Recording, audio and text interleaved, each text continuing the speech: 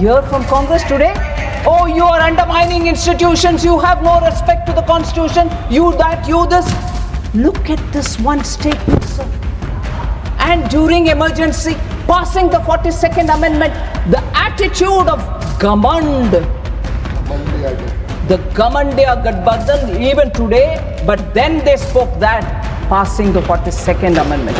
The people of India didn't forgive this, and that's why they lost miserably. Inside there are Kora Kagas, nothing printed. They're not even opening it to see whether it is there. But they're walking around with this book. Should know that they are the ones who repeatedly have failed the cause of the Constitution of India. Srimati Indira Gandhi was no more the Prime Minister. And when she was the Prime Minister, तब उन्होंने हर तरीके से प्रजातंत्र को रोकने का, गला घोटने का काम श्रीमती गांधी ने किया था. Had become independent and they had their constitution written, but many have changed their constitutions, not just amended them, but literally changed the entire feature of their constitution. But our constitution has stood the test of time, of course yielded itself to very many amendments, and here therefore I would like to have a few words of what Constitution India expert Dr. Subhash Kashyap had to say. While many constitutions of nations framed after the Second World War have floundered and gone into oblivion, our constitution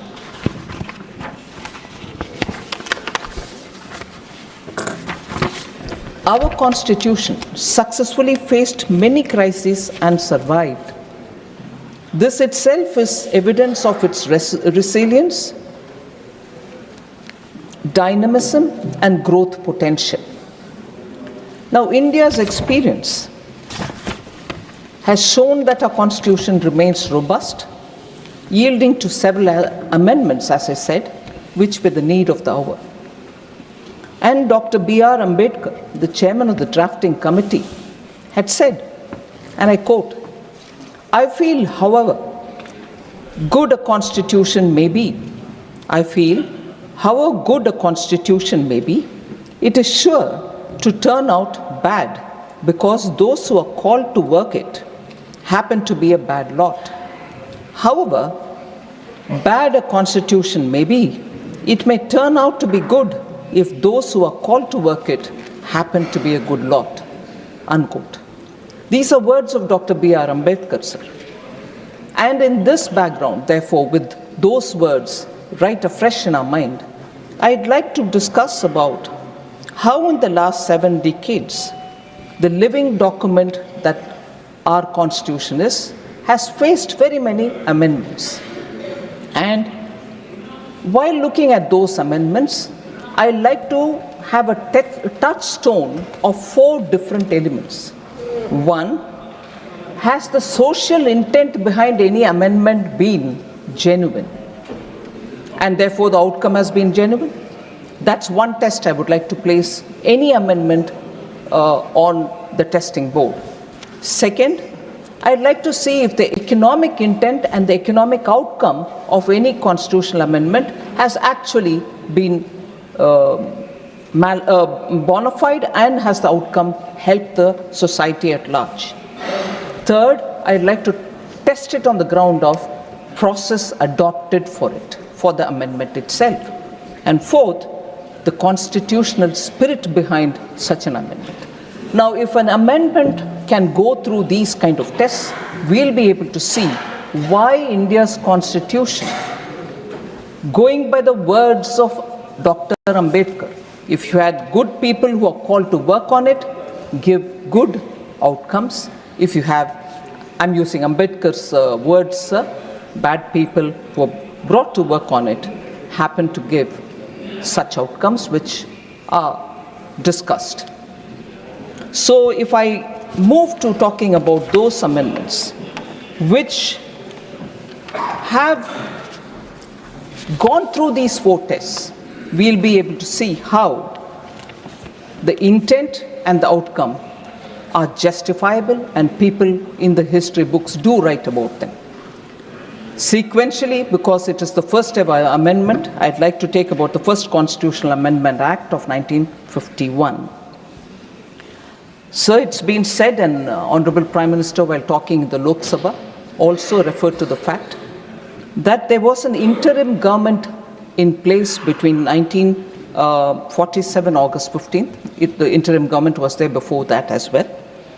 And it lasted till 17th April 1952, post which an elected government took over the charge.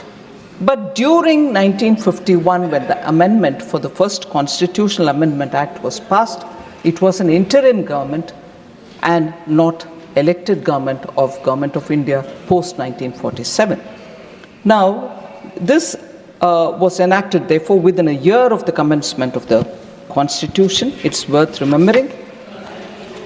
In fact, on the issues related to the amendment, or which triggered the amendment itself, which is the freedom of speech and expression, the amendment added 3 more heads to Article 19(2), saying public order could be a cause to restrict freedom of speech, friendly relations with foreign states could be a cause to restrict freedom of speech, or incitement to an offense could also be a cause. These were the amendments brought in the first Constitutional Amendment.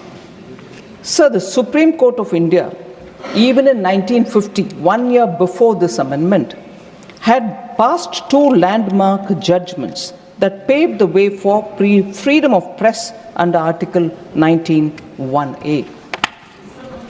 The Supreme Court had ruled in favor of the communist magazine Crossroads,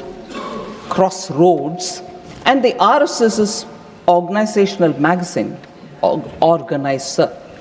The Supreme Court had ruled in favor of them in 1950. Many high courts also upheld the freedom of expression of our citizens and ruled in their favor. But in response, the interim government thought that there was a need for a first constitutional amendment, and that was brought in by the INC, and it was essentially to curb the freedom. So India, a democratic country, which prides itself even today about freedom of expression, saw the first interim government coming up with a constitutional amendment which was to curb the freedom of speech of Indians. And that is within 1 year of adoption of the Constitution. So, let me say, sir, that is because the first Prime Minister of this country deplored press scrutiny of his government, even as he publicly praised freedom of the press. There was no doubt about it. And he had scrutinized the amending bill himself before approving its introduction in the Parliament. In the Parliament, sir, it didn't go through smoothly at all. The voices which spoke about it, and I will also refer some of the observations made by eminent members, vehemently who opposed it. Sri Shyama Prasad Mukherjee said, you can pass a law, I'm quoting, sir, you can pass a law and say that the entire task of framing, interpreting, and working the Constitution will be left in the hands of Pandit Jawaharlal Nehru, assisted by such people whom he may desire to consult. I would think it was a snide remark, saying, oh, you do it all yourself with the people who you choose to have, and not with the approval of the Parliament. That was the extent to which Pandit Shyama Prasad Mukherjee was upset about this amendment. Sir, he also said, you're treating this Constitution as a scrap of paper. You have declared preamble of your Constitution that you have done something unheard of in history, that within so short a period of attainment of freedom, you have trusted the people of this country to draft a Constitution. You have given a charter of rights to them. Now, Dr. Shyama Prasad Mukherjee says, now you come forward and stab them in the back. You're not working for the benefit of the present generation, but for party ends. But for party ends, unquote. Sir Sri Kameshwar Singh, a member of the Constituent Assembly, also had a lot of comments to pass, and he said, I quote, "This Parliament, again, is a provisional one, and it cannot be said to be reflecting the will of the people in the way the Constitution wants Parliament to reflect it. For a government or a Parliament of this kind, it is highly improper to make such fundamental changes in the Constitution without making any reference to public opinion, and that too at the fag end of the strenuous parliamentary session and almost on the eve of a general election," unquote. So scathing remarks were made, and despite these remarks, Prime Minister Nehru went ahead with the amendment. Kameshwar Singh again goes about to say, do they not show, I quote, "Do they not show utter disregard for the Constitution when they attempt to amend it simply because some of the laws have been criticized and found invalid by the judiciary?" Today we hear comments from the Indian National Congress about how the current government is questioning the judiciary. This comment coming from a member of the Constituent Assembly itself says, prior to the First Amendment to the Constitution, which curtailed freedom of expression. The Prime Minister, he furthers, the Prime Minister, I'm constrained to say, that is Sri Kameshwar Singh, the Prime Minister, I'm constrained to say, is creating a bad precedent by sowing the seed of executive despotism, and playing with the supremacy of the Constitution for party advantages, unquote.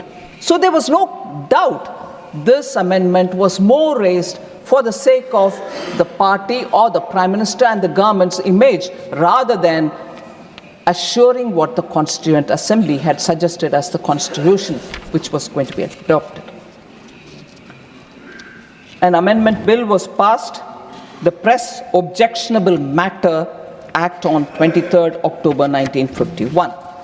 We know, therefore, the amendment, the intent, the four tests that I was talking about: social impact and intent, economic impact and intent, the constitutional spirit, and the process adopted for the amendment, all of which are questionable, but nevertheless that amendment was undertaken, and we heard how that amendment till today affects the freedom of speech of this country. Now, it is not as if this 1951 amendment happened all in a sudden. Prior to the amendment and post the amendment, we've had recorded action taken by those government that day, that particular government, in curtailing the freedom of speech. So the act was just waiting to happen, because even before it they started it, and even after that they were continuing. What are the examples, sir? Majrooh Sultanpuri and Balraj Sahani were both jailed in 1949 itself. For what mistakes, sir? During one of the meetings organized for the mill workers in 1949, Majrooh Sultanpuri recited a poem that was written against Jawaharlal Nehru, and therefore he had to go to the jail.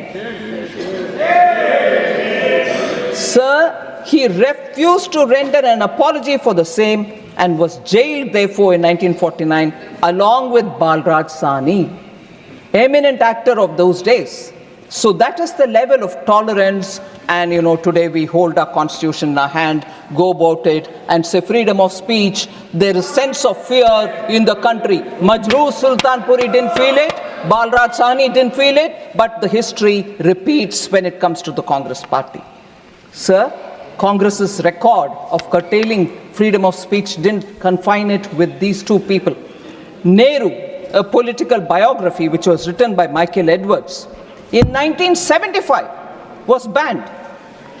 They banned also a film called Kissa Kursi Ka in 1975, which was directed by Amritlal Nahata, just because it questioned Prime Minister Indira Gandhi and her son, and also the Information Broadcasting Minister then. They banned also John Dalby's book, Himalayan Blunder, because it spoke about some huge crushing military disaster which happened in 1962, the China War. The details shouldn't come out, and therefore they banned that book as well. So this, and a bit later, 1988, Salman Rushdie's book, Satanic Verses, was also banned. So the spree of curtailing the freedom of expression, the spree of containing freedom of press has happened before 49, and during 49 and 50, 51 the act comes, and subsequently also it continues. So it's nothing new. So the amendment, again, a second issue that I'd like to draw your attention to. I said I'm putting it through 4 tests. A 9th schedule was brought into through the first Constitutional Amendment Act. The 9th schedule, sir, is an interesting innovation brought for bypassing judicial review. Why was it brought in? I'm questioning the intent, sir, the constitutional spirit which is not being respected, and the process which is adopted are part of the test I want every amendment to be put to, so that you know whether it is done with the national interest, or is it done with some economic public good, or if it is brought in because there is a social large good which is required to be obtained. No, the 9th schedule was brought in only because they wanted to bypass judicial scrutiny. Any act incorporated in the 9th schedule became fully protected against any challenge in any court of law under any fundamental right. So even the act declared invalid. Even worse, today about everything retrospective we talk, saying no, nothing can happen in retrospective, it has to be futuristic. So prospective is what? Whether it is taxation, whether it is benefits, whether it is any clarificatory note. But here we go, the act declared invalid by a court becomes valid retrospectively after being incorporated into the 9th schedule. That's the extent to which they went, so that they can bypass judicial scrutiny. And Congress speaks about protecting rights and also on judicial independence, sir. It is shocking. Yes, we'll come. I'll come. Please, sir. Jaramji, take your place. The third point, sir. Please. अच्छी debate चल रही है, सुनिए, आपका जब समय आएगा बोलिएगा, please. SC, ST, OBC, come on. People who sat over Kelkar. Sir, the next instance which I would like to put through is amendment being enacted to, again, the judiciary was held in contempt. They had to be committed judiciary, or else they were not respected at all. Another example, sir. Constitutional amendment was brought in to nullify a judgment that arose in the case of Mrs. Indira Gandhi versus Raj Narayan, wherein the order of the Allahabad High Court setting aside the election of Indira Gandhi was challenged. So, during the pendency of this case in the Supreme Court, the Congress party enacted the 39th Constitutional Amendment Act in 1975. Again, earlier there is a Supreme Court and many other high courts have given clearance, but even then we'll curb freedom of speech, 1951, the First Amendment. Here, a case is pending. Mrs. Indira Gandhi's case is being heard in the court, Allahabad High Court. But no, we are in a hurry. What if the court comes against me? So I come up with an amendment, 39th Constitutional Amendment Act, 1975. Again, valid retrospectively, which added Article 392A to the Constitution. What did it say? It said elections to the President, Vice President, Prime Minister and Lok Sabha Speaker cannot be challenged in any court in the country, and it can be done only before a parliamentary committee. Imagine the extent to which for a person to save her chair, इसीलिए किस्सा कुर्सी का was banned. कुर्सी बचाने के लिए court का verdict आने से पहले ही हम जा करके अमेंडमेंट करेंगे पार्लियामेंट में. यही है इनके इतने दूर तक जाने वाले विषय कानून को दुरुपयोग करना, कॉन्स्टिट्यूशनल अमेंडमेंट करवाना देश के हित में नहीं है, प्रोसेस सही नहीं होता, इससे आर्थिक सुधार कुछ होने वाले नहीं है या सामाजिक सुधार भी कुछ होने वाले नहीं है, व्यक्तिगत और परिवारवाद के लिए ही अमेंडमेंट हुआ है। सर, मैं दूसरी और एक उदाहरण देना चाहती हूं, जिससे सामाजिक सुधार के लिए अगर कोर्ट से एक ऑर्डर आता है उसको भी, क्योंकि हमारे राजनीति के लिए वो उचित नहीं है, इसीलिए सामाजिक न्याय दिलाने वाले कोर्ट के आदेश के खिलाफ आकर के अमेंडमेंट कानून को करते हो हाउस में। इससे बढ़िया उदाहरण नहीं मिलेगा सर शाहबानू बेगम केस में, जहां सुप्रीम कोर्ट ने उस महिला को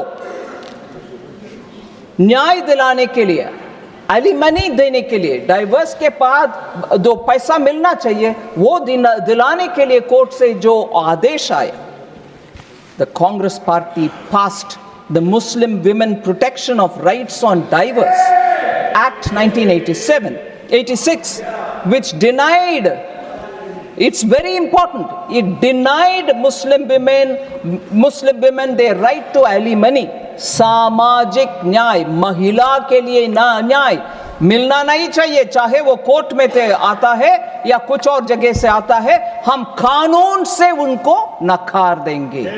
महिला सम्मान नारी शक्ति बंधन अधिनियम ले आने वाले हमारे पार्टी इधर है, इस सदन में पहला कानून जो पास हुआ वो reservation for women sir, whereas the small benefit a widowed woman would have, a divorced Muslim woman would have got, was also defeated by this act. The constitutional amendment which the Congress party brought in 1986. So my test again, sir, neither samajik nyay nor arthik nyay nor the process nor the constitutional spirit, nothing of this was respected. And each time the Congress brazenly, only to help the family, the dynasty, kept amending the constitution, and this is how far they went, even if it affects any particular women who desperately needed the benefit.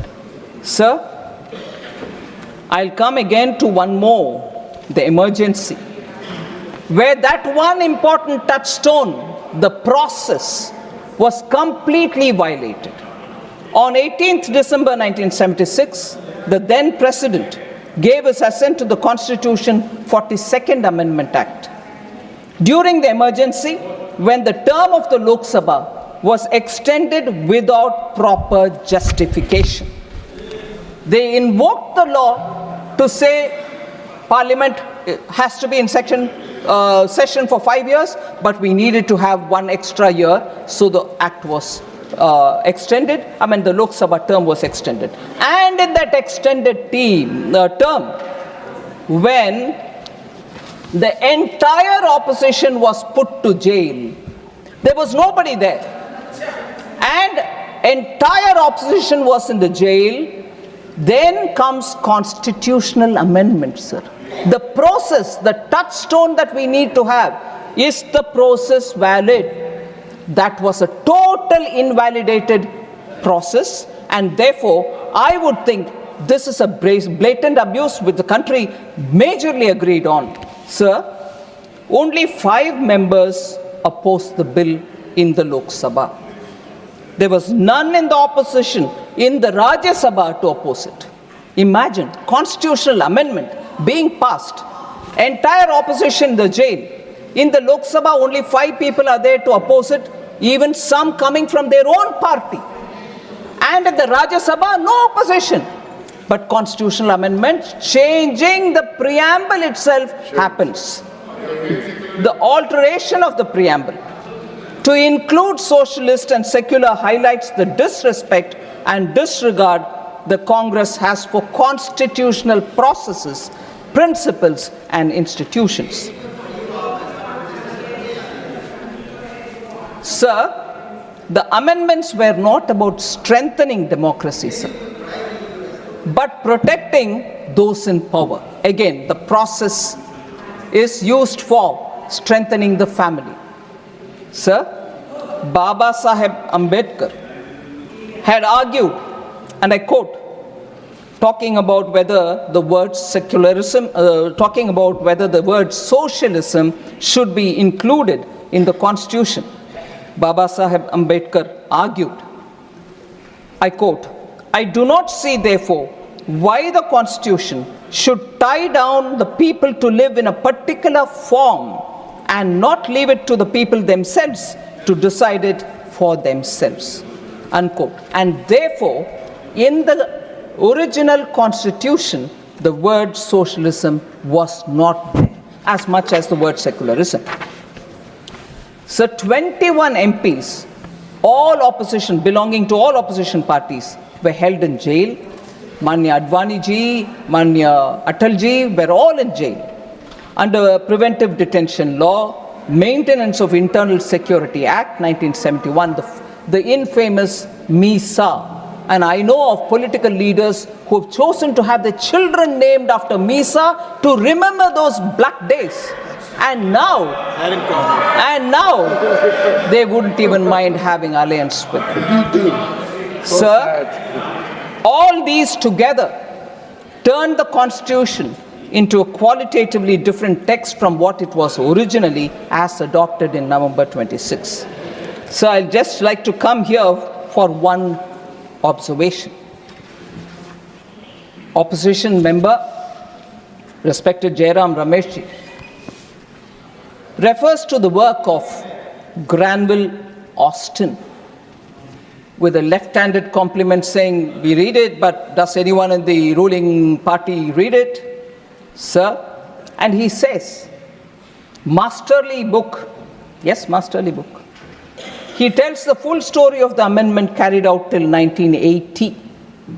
So I'm starting from 51, and I'm also going on that journey, talking about amendments, their purpose, their intent, their process.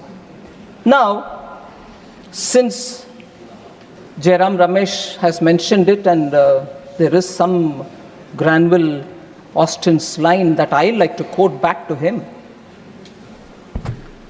Sir, emergency, 42nd Amendment Act, the landmark Keshwananda Bharati case of 1973, the basic structure, doctrine, whole lot of things.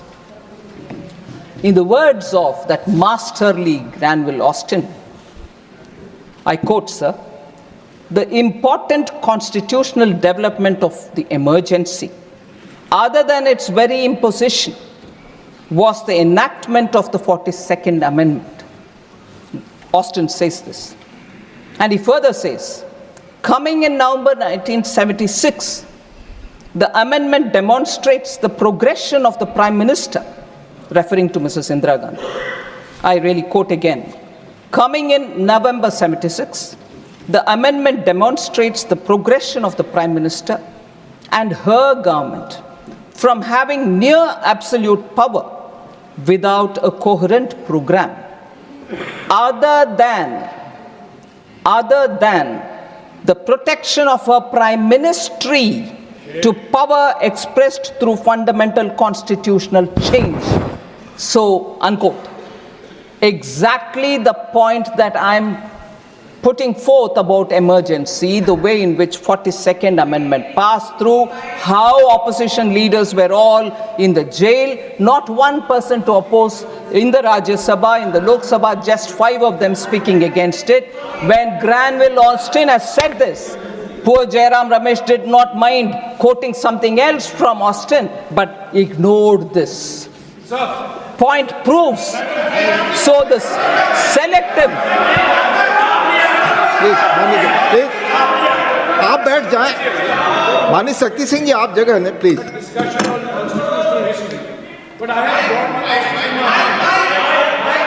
माननीय Jairam Ramesh ji, I have Granville Austin in my hands right now, and the same Granville Austin writes that the 44th Amendment was passed by the Lok Sabha and the Rajya Sabha to override the 42nd Amendment, large parts of the 42nd Amendment. And who voted on the 7th of December 1978 to repeal parts of the 42nd Amendment, it was Indira Gandhi herself. So Indira Gandhi in 1978 voted to repeal the parts of the 42nd Amendment which she realized had resulted in her electoral loss. So it's not, don't read selectively. Thank you, Jairam Ramesh. Please. Now, Honorable Minister. Thank you, please. sir. Please. Thank you, sir. You have responded. You have responded. Please. 1978. Please. Manya Jairam Ramesh ji, please be brief. Manya Jairam Ramesh ji, please be brief. Sir, मैं आदरणीय रमेश जी का ज्ञानवर्धन करना चाहता हूं कि 1978 में Morarji Desai was the prime minister. Janata party की सरकार थी और जनता पार्टी की सरकार ने 42nd अमेंडमेंट को 44th अमेंडमेंट से हटाने का प्रयास का काम किया और आपको जनता ने हरा दिया था। Shrimati Indira Gandhi was no more the prime minister and when she was the prime minister तब उन्होंने हर तरीके से प्रजातंत्र को रोकने का, गला घोटने का काम श्रीमती गांधी ने किया था। माननीय जयराम जी, प्लीज। मुझे सुना नहीं, मुझे ठीक तरीके से उन्होंने सुना नहीं। मैंने कहा था 44th अमेंडमेंट आया 1978 में, मोरारजी भाई प्रधानमंत्री थे और 6 दिसंबर 1978 में लोकसभा में इंदिरा गांधी जी ने वोट किया 44th अमेंडमेंट के लिए। यही तो मैंने कहा था। Honourable minister, please. माननीय मंत्री जी, सिर्फ माननीय मंत्री जी की बात रिकॉर्ड पे जाएगी, please. Thank you very much, sir. And I fully accept Jairam Ramesh's observation. Obviously, Leader of the House was right in saying Morarji Desai was the Prime Minister, and during the voting, Srimati Indira Gandhi had said that, and she supported the changes in the changes to the 42nd Amendment. Very well. But the idea that I have right from the beginning said, yes, Der Aya Durust Aya is what the Hindi language gives me, but the fact remains, and I'm glad that she changed her mind. It was such an improper thing to do during an extended tenure of the parliament, and an improper thing, even worse, to do, putting the opposition and then seeking a constitutional amendment. So at least in 78, after a massive defeat, which of course later she overturned and won the election and came, that's a process, that's an electoral process. That is the electoral process, and electoral process does teach lessons. Does teach lessons, and Srimati Indira Gandhi learned that lesson. I want to say this to the Congress party today. Srimati Indira Gandhi learned the lesson, and I'm happy Jairam Ramesh says that she stood up to support the amendment Morarji Desai and his government was bringing. But today's Congress, sir, I'll come to that. Sir, today's Congress is the matter that we need to talk about. But before that, sir,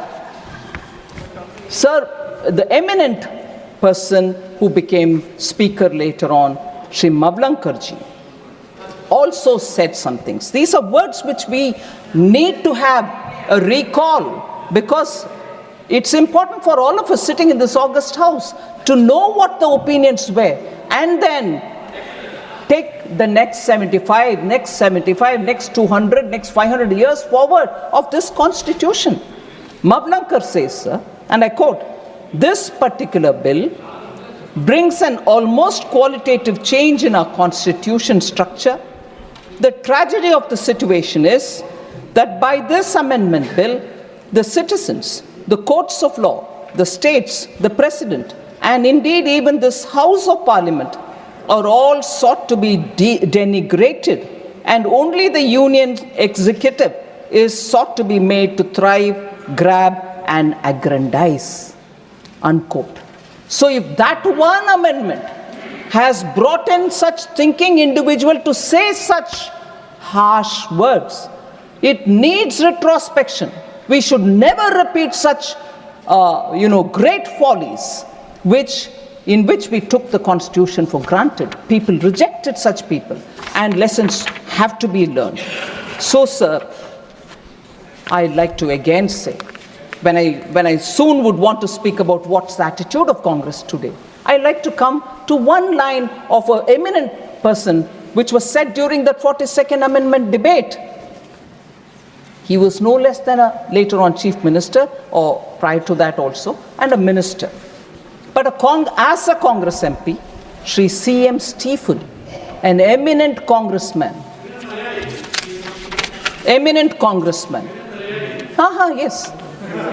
Yes, it might be useful to remember that also. I'll read the quote. It might be useful further. Sir C.M. Stephen, as a Congress MP at that time, says, during the debate of 42nd Amendment, which had so many implications. So it brings me the shivers to read this line, but I'm reading it because we should know how we speak. Quote, sir, I quote, "Now the power of this Parliament, through the 42nd Amendment that is declared to be out of bounds for any court." Shame. He says this. Now the power of this Parliament is declared to be out of bounds for any court. It is left to the courts whether they should defy it.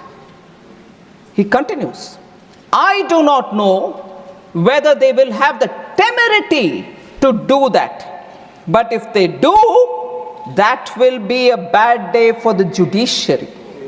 The committee of the House is sitting with regard to the inquiry into the conduct of judges. We have got our methods, our machinery." Unquote. Sir, imagine if today one of our MPs would say, anywhere, would say this and say the temerity of the judges, the courts, but no, what we hear from Congress today, oh, you are undermining institutions, you have no respect to the Constitution, you that, you this. Look at this one statement, sir. And during emergency, passing the 42nd Amendment, the attitude of Gamand, the Gamandiya Gadbadhan, even today, but then they spoke that, passing the 42nd Amendment. The people of India didn't forgive this, and that's why they lost miserably. When she conceded to change the amendment, na? Sir, all right, don't beg for concessions like that. All right. Sir, what is today's INC, sir? In the budget session 2022, मैं ये गमंड बदला नहीं है, कम नहीं हुआ, उसको साबित करना चाहती हूँ. Budget session 2022, sir. I'm not taking the name of the Congress leader who's not in this house, but I'm sure this statement will obviously ring a bell to everybody. The judiciary, I quote, "The judiciary, the election commission, Pegasus, these are all instruments of destroying the voice of the Union of States," unquote. You heard CM Stephen then? And you just see the statements which are coming. Committed judiciary is what they wanted. The contempt for the judiciary and the constitutional bodies is not new now. And that term was used by one eminent congressman. And that eminent congressman, I'll take his name, sir, because I have to quote him, Sri Mohan Kumar Mangla. He had said that the government will appoint chief justices based on the government's assessment of their philosophy and outlook, telling the parliament in 1973, I quote, "Certainly, we as a government have a duty to take into consideration," I'm putting it in brackets, "certainly, we as a government have a duty to take the philosophy, the outlook of the judge in coming to the conclusion whether he should or should not lead the Supreme Court at this time." I repeat this quote, sir. "Certainly, we as a government have a duty to take the philosophy and the outlook of the judge in coming to the conclusion whether he should or should not lead the Supreme Court at this time," unquote.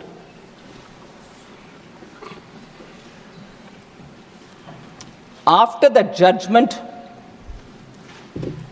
on Keshwanand Bharati case, sir, you're an eminent senior who became a senior advocate at a very young age, and I stand before you talking small things about judiciary. Pardon me if I have any, oversight which has not worked well. A day after the historic judgment in April 25, 1973, in the Keshwanand Bharati case, in which the majority declared that the Parliament cannot alter or abridge the basic structure of the Constitution, Srimati Indira Gandhi was furious with the judgment because it constricted the party's plan to bring in major amendments.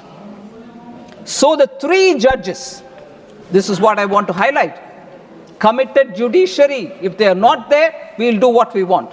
So the three judges were accorded swift punishment via suppression on April 26, and Justice A.N. Ray, who did not subscribe to the majority decision, was elevated. After Ray retired in 77, again, Srimati Indira Gandhi government gave supersession, superseded the senior most candidate, Justice Hansraj Khanna, to appoint Justice Mirza Hamidullah Beg as the Chief Justice. So it is really sad that the test that I'm putting each one of these amendments, whether they was in line with the constitutional spirit, whether it was the process was followed, whether the large economic good was considered or social good was considered as an objective, none of them meet that. The OBC Commission is something which I want to in contrast mention. How our intent, Prime Minister Modi was clear. The OBC Commission will have to be set up, and constitutional amendments have to empower communities and not put them at a disadvantage. But therefore, the 102nd Constitutional Amendment Act was brought in 2018 and inserted Article 338B. But what's the contrast, sir, with the Congress? In 1950, Kaka Kalekar Commission was formed, but Congress prevented its report from being published. Dr. Ambedkar was of the view that Pandit Nehru was not concerned about the welfare, was not concerned enough about the welfare of the SCs. I quote Baba Saheb Ambedkar, "From the very first election, we have been fighting against the Congress because it is unnecessarily interfering with our rights. Just see the leader of the Congress party, Pandit Nehru. He has delivered 2,000 speeches during the last 20 years, but he has never spoken about the welfare of scheduled castes even once." This is Baba Saheb Ambedkar's words. So, from this, he further says, from this you can judge what sympathy the Congress party can have for our people when its leader is so much adamant. Unquote. Sir, this is said several times, but it's worth saying now. Congress did not even allow Baba Saheb's photo to be installed in the central hall of the old Parliament House for decades. He was, of course, denied Bharat Ratna. Similarly, the Mandal Commission was created to provide reservation for backward classes. But Mrs. Indira Gandhi or even Sri Rajiv Gandhi opposed it, delaying 27% reservation for the OBCs in central institutions. So we are the ones who brought it in, not the Congress. One more interest.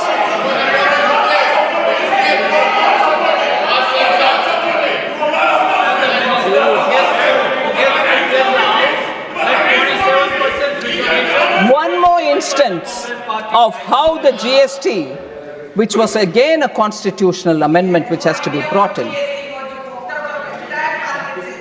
Sir, GST related constitutional provisions has never been encouraged prior to its bringing by Prime Minister Modi in 2017.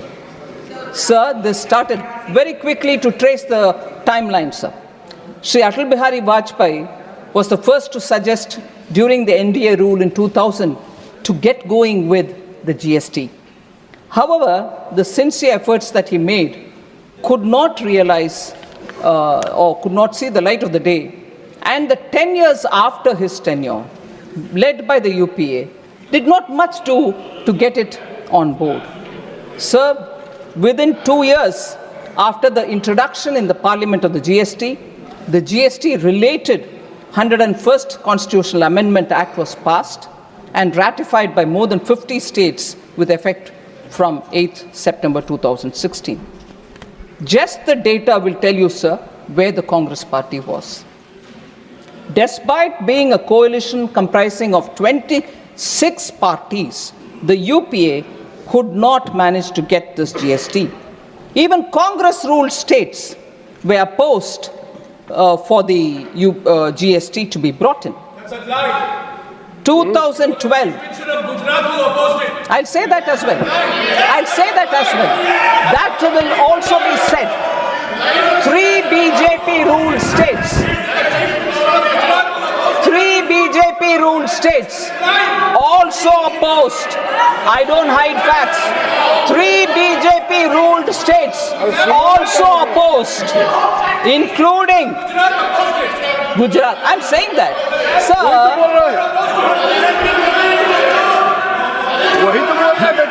I'm saying it, sir. I'm saying it myself that Gujarat opposed it. I'm saying it myself. अरे नंबूत्री बात government को save नहीं कर पाया कांग्रेस से, आप क्या खड़े हो रहे हो? कम्युनिस्ट है, बैठ जाओ. Sir, 3 non-BJP ruled states, sir. So I don't. 3 non-BJP ruled states. I said about Gujarat, now I'm saying non-BJP ruled states, including Congress-ruled Maharashtra, opposed provisions of the UPA's GST. So if they want to first shout about Gujarat, I'm saying it myself. But please do shout about Maharashtra as well. No, they want to pretend they were all ready. They were not ready. Sir, Congress-led ruling UDF government, all right, in Kerala voiced severe concerns. Okay, sir, left front opposes, UDF opposes, Congress is part of the UDF, but no, they will never say that. One Gujarat is what they want to say. And I'll tell you why Gujarat had to oppose also. So, they could not bring the GST amendment. When we bring it, this is how they would like to shout about it. But I'm sorry. I'm not lying, sir. I'm sorry. I will have to demand a written apology from Shri Jairam Ramesh for accusing me of lying, which I never do. And whether it is parliamentary or unparliamentary, first of all, sir, the chair, I trust you will take care of that. But accusing me of lying is now very clear, runs in the Congress blood. Somebody had to go to the court to say sorry. When I was the defense minister, not only did they call Prime Minister Modi as a chore, but they kept calling me that I'm lying. And who had to go and apologize in the court? And now, I wouldn't mind seeing another member going and apologizing in the court, although the word said in the parliament is never taken to the court. Sir, all MPs in the House, when the GST was brought in, and this is also something which the Congress will have to gulp if they can. All MPs present in the House, including those of the Congress, had voted for the GST constitutional amendment, which was brought in by Prime Minister Modi. In fact, I wouldn't mind if Jairam Ramesh once again calls me that I'm lying, but records of the Parliament will say it. Jairam Ramesh wanted to move some amendments, but Dr. Manmohan Singh personally asked him not to do so because of the fine consensus that has been arrived in the GST Council. Yes. Sir, I don't lie, records don't lie. Don't jump in a hurry to accuse me that I'm lying. Sir? I will authenticate it. But you authenticate that I'm lying, please. Honorable Minister.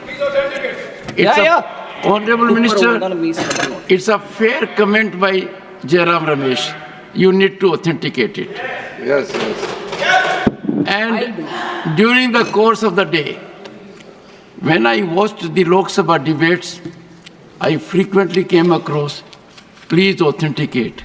It started in this house. Honorable Minister. Thank you, sir. I will authenticate. And despite the support given by the Congress in passing the amendment, GST constitutional amendment, you have the Congress leader, again not taking name, goes about calling the GST a Gabbar Singh tax. Sir, and therefore, about amendments, I have said some words. Now I just want to highlight... Minister, but if some Gabbar Singh comes and files a suit then? Sir? If some Gabbar Singh in the country comes forward, oh, yes, that I have been defamed there. That's right, sir. And the problem, sir, when GST matters come, I will sometime again speak as much as I've done it earlier. Yeah. Congress ministers are sitting and arguing about rates, sir, that they will not know. The GST Council, Congress finance ministers are also sitting and talking about it. So we are marking the Constitution 75th year. I want to just remind again something very, very quickly, sir. When 75 years of Indian independence was marked in 2022, Prime Minister Modi had celebrated it in the name of Azadi Ka Amrit Mahotsav. Throughout the country, every state government participated. Every state government also picked up all the freedom fighters, known, unknown, all of them were celebrated, and there was a lot of discussion all over the country. And recently, sir, Prime Minister also spoke about the 11 oaths that we need to take in the Lok Sabha when he spoke. And in 2022, from the Red Fort, he had announced how Panch Pran, meaning we need to get out of that Gulami Mansikta. We have to get over that and look forward to building this country and taking it forward and so on. But 75 years of Indian independence, Azadi Ka Amrit Mahotsav, 75 years of the Constitution, we are having these wonderful debates in the two houses. Every 25 or 50 years are celebrated, sir. I'd like to remind as to what was the celebration when in 25 years of Indian independence, what did we do? So I'm contrasting this. When the completion of the 25 years happened in 1973, sir, when in 1973, how was it celebrated, sir, 25 years of independence? There was a time capsule. A time capsule was interned, a Kal Patra was interned in the Red Fort. And at that time, the people were told, this time capsule will be seen only after 5,000 years. And in that time capsule, the journey of India, free India, was all being written, and actually it was kept as a top secret. Nobody knew anything as to what was inside the time capsule. A professor of history was employed to write this India since 1947, marking the 25th anniversary. But it was kept a secret. Sir, questions were asked in the parliament. What exactly is in the time capsule marking 25 years of India's independence? What actually went into that interned? It was a steel and copper made vacuum filled case into which the document was interned, and then it was put into the Red Fort. That one, sir, was kept a secret. When asked in the parliament, the then education minister apparently said,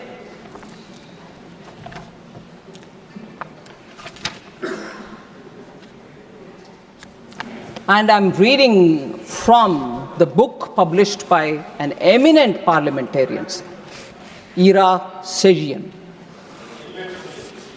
He puts in his book as to what was the reply given by the education minister then. And I quote, before that, the education minister expressed his inability to disclose the said document. What's the document which is in it? No, I can't disclose. And what did he say? I quote, within the limitations of its compass. It was designed to preserve an authentic record of our time for posterity. Having regard to this concept, the question of contemporaneous publications or laying the text of the document on the table of the House does not arise, unquote.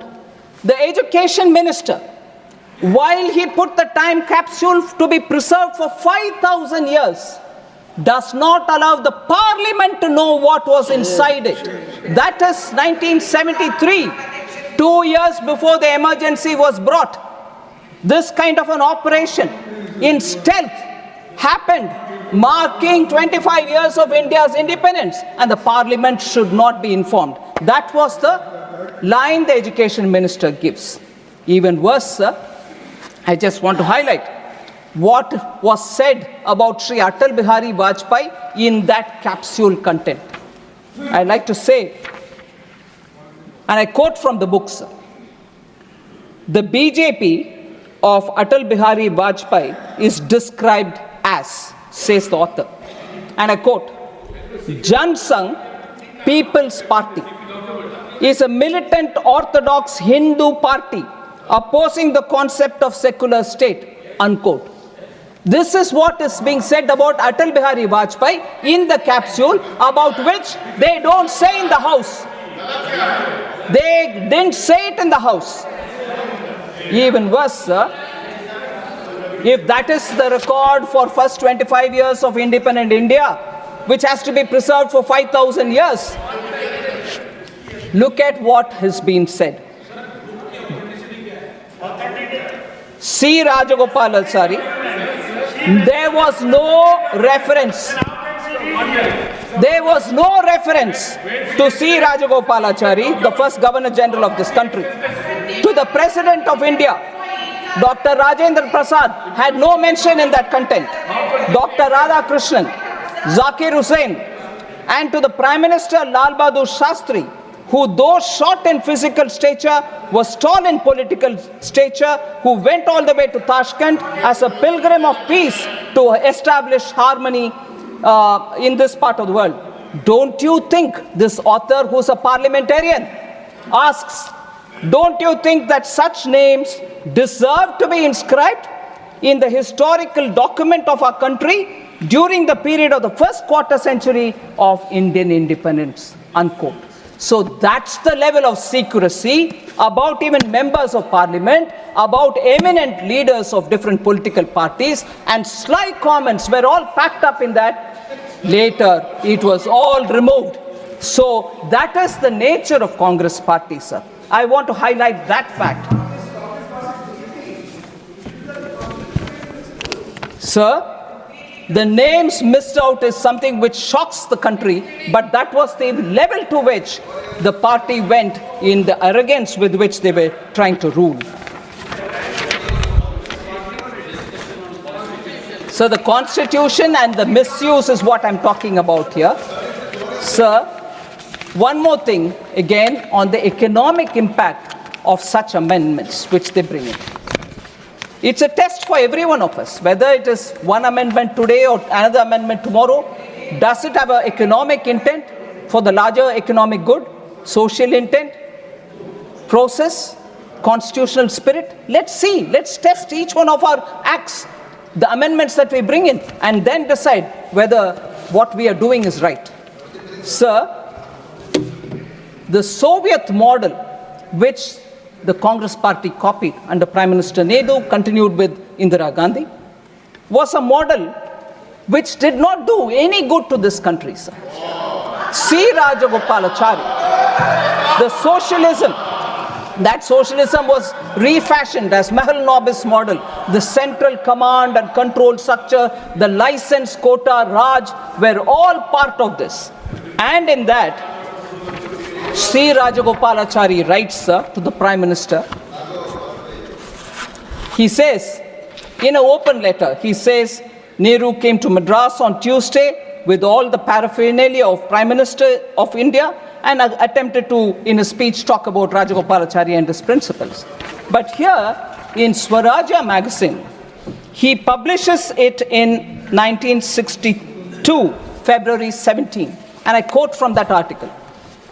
I want an India clear of the atmosphere of fear in which it is now enveloped, 62, where honest men engaged in difficult tasks of production or trade can carry on their occupation without fear of ruin at the hands of officials, ministers, and party bosses.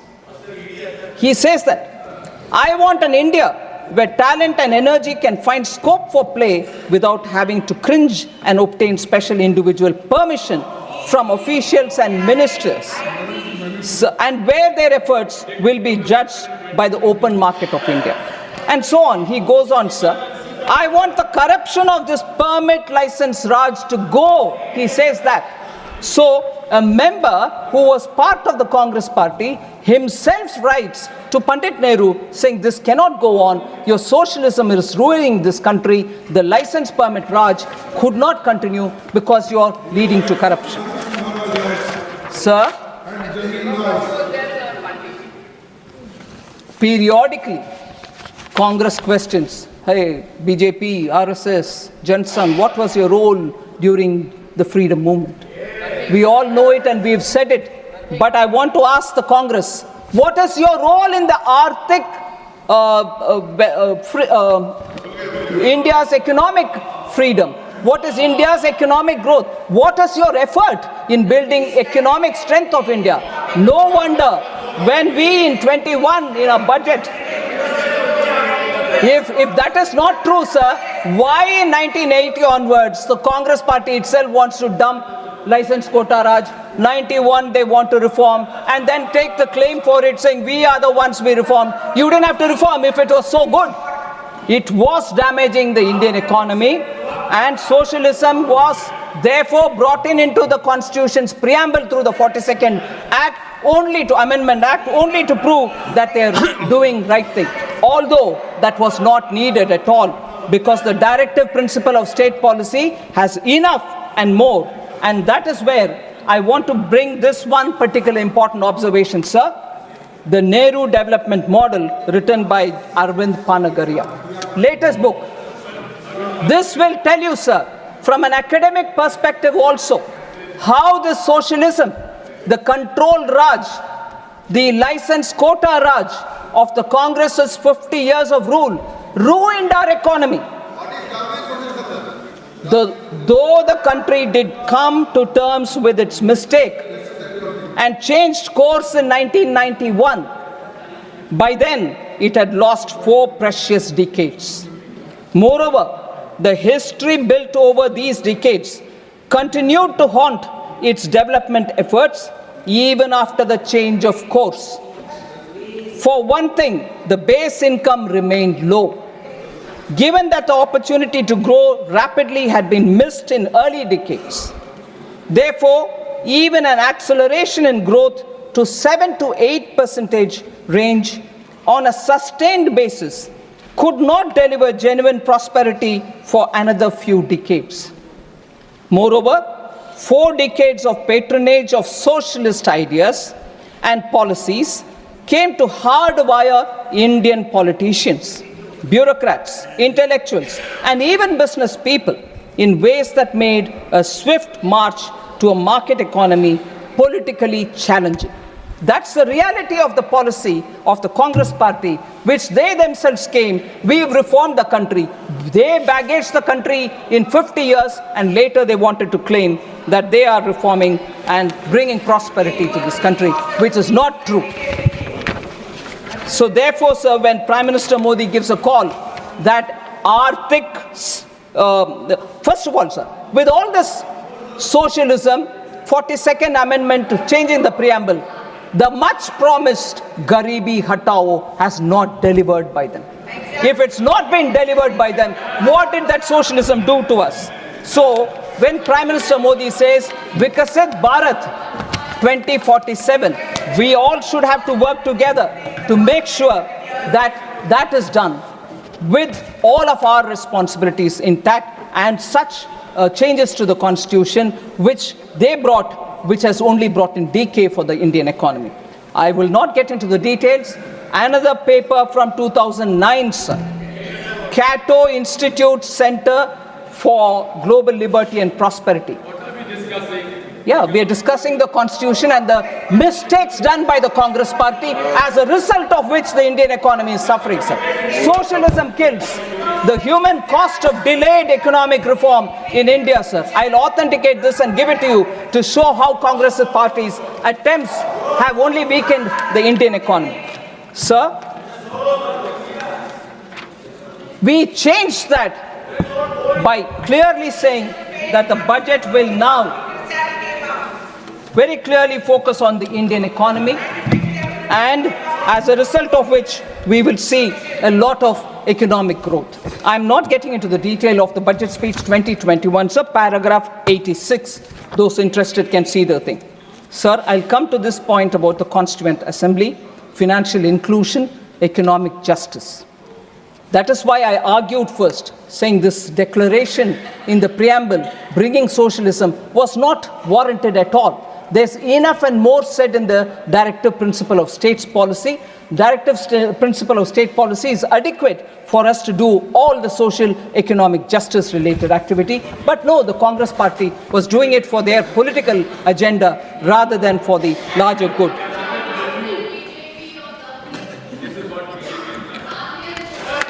Sir, I like to say, sir, Ambedkar, sir, Dr. Ambedkar says on 19th November 1948, our objective in framing the Constitution is really twofold. Ambedkar says, sir, to lay down the form of political democracy, to lay down that our ideal is economic democracy, and also to prescribe that every government, whatever is in power, shall strive to bring about economic democracy. And a very clear, the directive principle, Dr. Ambedkar says this, the directive principles have a great value, for they lay down that our ideal is economic democracy, unquote. And this is exactly what Prime Minister Modi is doing.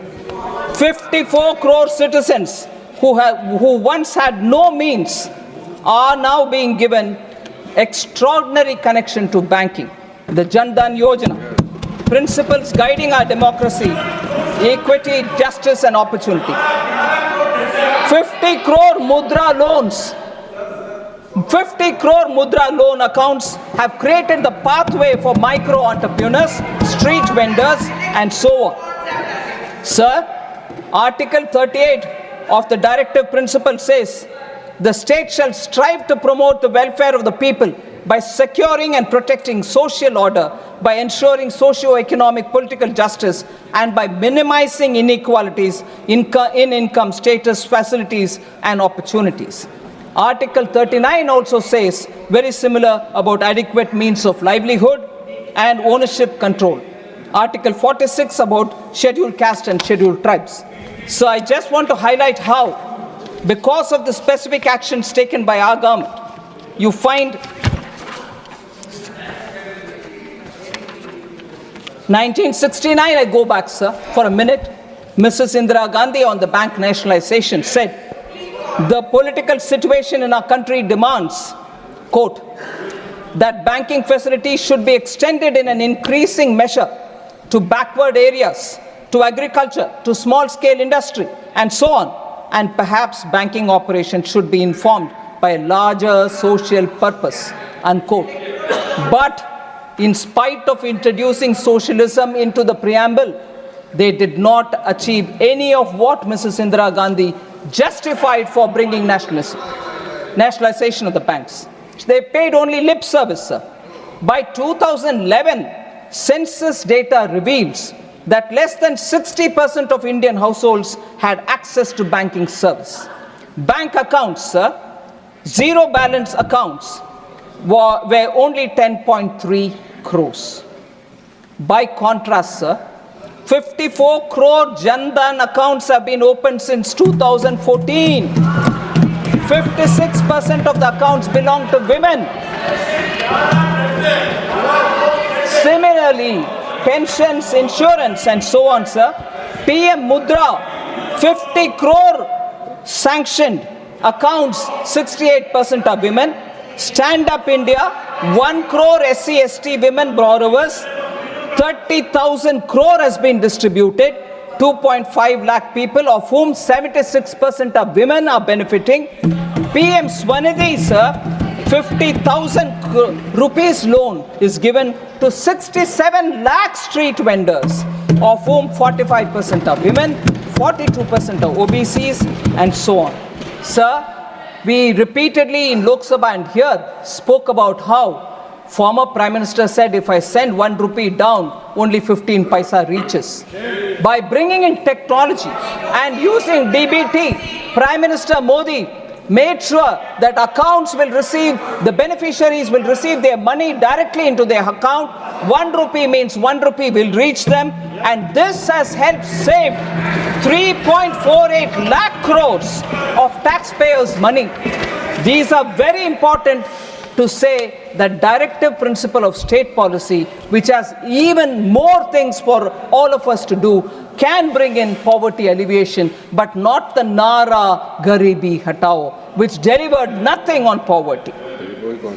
So lastly, I'll pay my respects to the women who were part of the constitution makers. As I said, 15 out of 385 members were women. I would think you will indulge me when I read the names of these 50 women. Ammu Swaminathan, Annie Mascarenes, Dakshayani Velayudan, Begum Aizaz Razul, Durgabai Deshmukh, Hansa Jivraj Mehta, Kamla Chaudhary, Leela Roy, Malti Chaudhary, Purnima Banerjee, Rajkumari Amrit Kaur, Renuka Ray, Sarojini Naidu, Sucheta Kriplani, and Vijayalakshmi Pandit were the prominent women who were part of the Constituent Assembly, sir. The contribution of these women in the constitution making is immense. I know after that, Pandit Vijayalakshmi Pandit scaled heights in diplomacy. Rajkumari Amit Kaur became the first woman to be a Union Cabinet Minister. Durgabai Deshmukh was the founding member of the Planning Commission. Annie Mascarenes and Renuka Ray served as ministers in their respective state governments. Sarojini Naidu and Sucheta Kriplani went on to become first female governor and chief minister respectively. So I also appreciate the immense role played by the All India Women's Congress, who have done extremely good work, Women's Conference, All India Women's Conference. And these women were all celebrated during Azadi Ka Amrit Mahotsav, which we celebrated from 2022. The last observation I'd like to make, sir, it is very interesting that in this House, the first act that we passed is the reservation for women, which was the new act passed in the new parliament. I'd like to reiterate that Bharatiya Janata Party, my party, has always been committed for women and women's participation in politics. Even as early as 1994, in Vadodara National Convention, the BJP very clearly passed that seats must be reserved for women in both parliament and state assemblies. In 1994, sir. Then in 1998, BJP reiterated its commitment for women reservation by introducing it in the Lok Sabha. July 2003, BJP in its national executive in Raipur also passed a resolution to give reservation. 2007, BJP National Executive approved 33% reservation for women. 2008 again, BJP amended its constitution so that its own office bearers will have 33% reservation for women, and I'm glad to say that I'm one of the beneficiaries of that reservation. And BJP has consistently supported women's reservation. In Rajya Sabha 2010, sir, I remember late Shri Arun Jaitley supported passionately to pass that, and in Rajya Sabha it was passed. But curiously, why that didn't go to the Lok Sabha, no one knows. And in the Lok Sabha, I think it was for reasons better known, but what was said in the public was some of the alliance partners were not favoring, and therefore the Indian National Congress did not have the courage to take it into the Lok Sabha at that time. BJP's Sankalp Patra of 2014 supported women's reservation. And again, Sankalp Patra before the 2019 election also very clearly supported. But I want to highlight the fact, sir, that in 84-89, Shri Rajiv Gandhi had 426 members in the Lok Sabha and 159 members in the Rajya Sabha, they did not have the conviction to pass the Women's Reservation Bill at that time. Very clearly, they have been anti-women always. Shah Banu case is a very clear example. Sir, I would highlight the fact that although the credit is being taken for the Panchayat Reservation Act by Sri Rahul Gandhi and the dynasty, it was not him, it was P.V. Narasimha Rao who brought it and passed it on. But even then, it was only a lip service because no financial powers were given. Now, Honorable H.D. Deve Gowda ji, who former Prime Minister, is not here, but in 1996, there was during his time, the reservation bill was brought in. Nothing was supported by Congress at that time. Atal Bihari Vajpayee ji in 98, in 99, in 2002, 2003 brought it. No, the Congress wouldn't support. But the Congress's memory is very weak that they didn't support any of the bill all the time, whether it was Deve Gowda ji or whether it was Atal Bihari Vajpayee ji. And then in 2008, even Dr. Manmohan Singh faltered. They managed to pass it in Rajya Sabha, which I said a minute ago, but did not go to the Lok Sabha for fear of their alliance partners threatening to walk out of the alliance, and they didn't want to lose power, but they wanted to save their kursi only, and therefore did not do justice to the women. Whereas Prime Minister Modi and BJP from the beginning stood by women, made the first change in the party and brought the reservation bill here. And therefore, if anybody is committed to the constitution, it is BJP, Prime Minister Modi and this government. And therefore, people who are walking with the book in their hand, constitution, sometimes not knowing that inside there are Kora Kagas, nothing printed. They're not even opening it to see whether it is there. But they're walking around with this book, should know that they are the ones who repeatedly have failed the cause of the constitution of India. Thank you very much. Honorable members, to accommodate members willing to participate in the discussion,